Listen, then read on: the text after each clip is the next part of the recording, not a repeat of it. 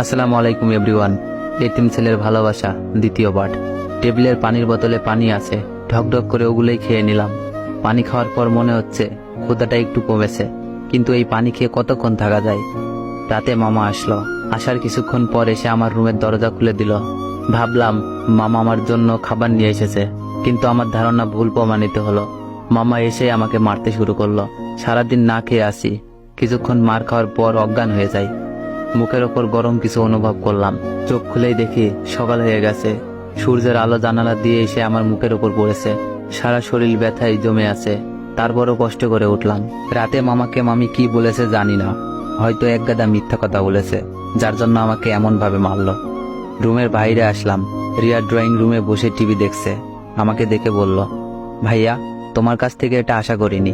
আমি বললাম, কি করলাম আমি? রিয়া বলল, গতকাল সীমা আপুর সাথে কি করেছ? আমি বললাম, কই কিছুই করিনি তো। রিয়া বলল, মিথ্যা কথা বলবে না। আপু বলল, তুমি আপুকে টেনে তোমার রুমে নিয়ে যেতে লাগছিলে কেন? আমি বললাম, সত্যি বলছি, আমি এমন কিছুই করিনি, বিশ্বাস কর আমাকে। রিয়া বলল, তোমাকে বিশ্বাস করব নাকি আপুর চোখের পানিকে বিশ্বাস করব? সামান্য ধাক্কা লাগায় এত বড় মিথ্যা কথা বলছে, তাও আবার কান্না করতে করতে। মানুষ কতটা নিচু হলে এমন কাজ করতে পারে? আমি রিয়াকে কিছু না বলেই রুমের বাইরে চলে আসলাম। ইচ্ছা করছে মরে যেতে, কিন্তু আত্মহত্যা তো মহাপাপ, এজন্য এখনো বেঁচে আছি। জানি না এমন অত্যাচার কতদিন সহ্য করতে পারবো।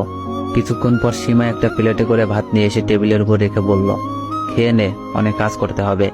আমি বললাম, আমি আপনার কি ক্ষতি করেছিলাম যার জন্য আমাকে এমন শাস্তি দিলেন? সীমা বলল, তোকে আমার দুই চোখে দেখতে ইচ্ছা করে না, এর জন্য মার খাওয়াইছি। এখন তোকে যা বলবো তাই শুনবি, না হলে এর চেয়ে ভয়ানক কিছু হবে। আমি কিছু না বলেই তাড়াতাড়ি খাওয়া শুরু করলাম। খাওয়া শেষ করে প্লেট ধুয়ে রেখে আসি। এভাবে দিন কাটতে লাগলো। কয়েকদিন পর সীমা বলল, ওর রুম মুছতে হবে। রুম মোছা আমার কাজ না, আমি ওটা পারবো না। সীমা বলল, কি বললি ফকিন্নির বাচ্চা, পারবি না? বলে আমাকে থাপ্পড় মেরে দিল। আমার রাগ হয়ে গেল, দিলাম কষে কয়েকটা থাপ্পড়। অন্যকে মারার সময় খুব মজা লাগে, তাই না? সীমা কান্না করতে করতে চলে গেল। প্রতিদিন এত অত্যাচার আর ভালো লাগে না, যা হবার হবে। একটু পর সীমার সাথে মামি চলে এলো।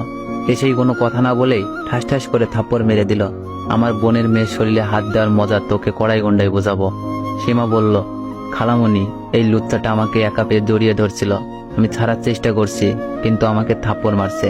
আর দেখো, আমার জামার হাতাও ছিঁড়ে দিয়েছে। আমি তাকিয়ে দেখি ওর সত্যি সত্যি ওর জামার হাতা ছেঁড়া। কিন্তু আমি এই কাজ কখন করলাম? আমি তো শুধু শুধু থাপ্পড় মেরেছি। মামি বলল, আজ এই বাসায় এই শয়তানটা থাকবে, না হয় আমি থাকবো। তোর খালু আসলে এর বিচার হবে। মামি সীমার সাথে চলে গেল। যাওয়ার সময় সীমা আমাকে মুখ ভেঙচি দিয়ে গেল। মামির ফোন পেয়ে মামা বিকালেই অফিস থেকে চলে আসে। এসেই আমাকে মারতে শুরু করলো। রিয়া এসে বাবাকে বাধা দিয়ে বলল, আব্বু থামো, আর মারলে ভাইয়া মরে যাবে। মামা বলল, তুই চুপ কর।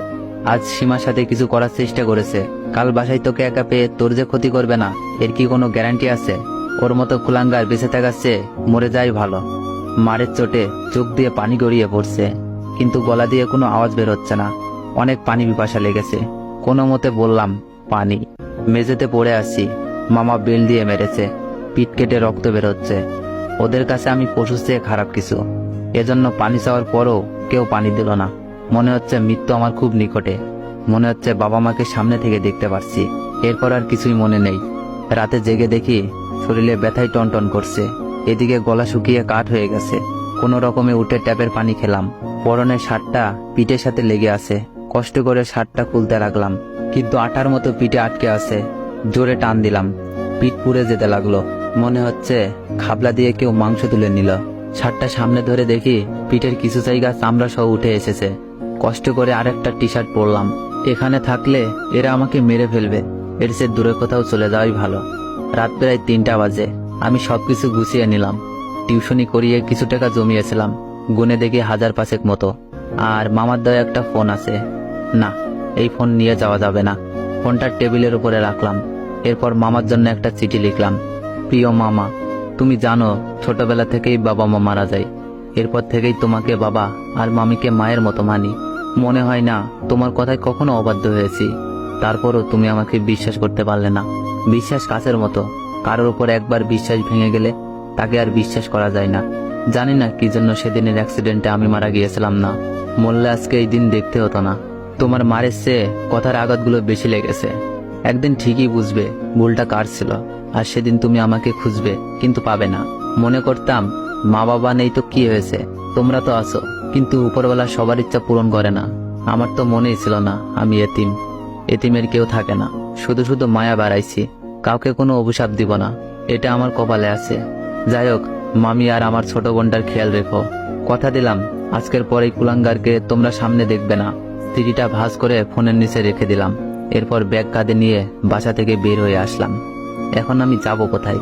এই দুনিয়ায় আমি একা। এই রাজশাহী শহরটা আমার কাছে বিষাক্ত মনে হচ্ছে।